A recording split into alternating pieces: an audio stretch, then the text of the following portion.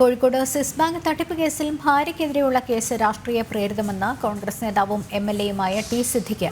Case ഗൂഢാലോചനയുടെ ഭാഗമാണ്. ഭരണകൂടത്തിന്റെ ഉപകരണമായി പോലീസ് കള്ളക്കേസ് എടുക്കുന്നുവെന്നും തന്റെ ഭാര്യയുടെ പേരിൽ ഒരു ഷെയർ പോലും ഇല്ലെന്നും ടി സിദ്ദിഖ് പറഞ്ഞു. ആ സ്ഥാപനവുമായി ബന്ധപ്പെട്ടുകൊണ്ട് ഇന്നലെ നടക്കാവ് പോലീസ് എന്റെ ഭാര്യയെ കൂടി ഉൾപ്പെടുത്തിയെടുത്തതായിരിക്കുന്ന കേസ് അത് തികച്ചും രാഷ്ട്രീയ പ്രേരിതവും സത്യസന്ധമല്ലാത്തതും വ്യാജ നിർമ്മിതിയുടെ പുറത്ത് നടത്തിയ രാഷ്ട്രീയ ഗൂഢാലോചനയുമാണ്.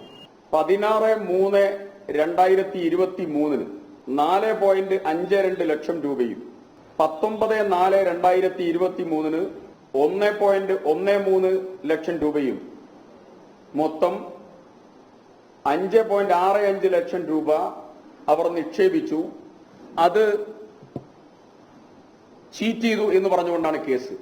ഈ പണം നിക്ഷേപിച്ച കാലയളവിൽ എന്റെ ഭാര്യ ആ സ്ഥാപനത്തിൽ പ്രവർത്തിച്ചിട്ടില്ല.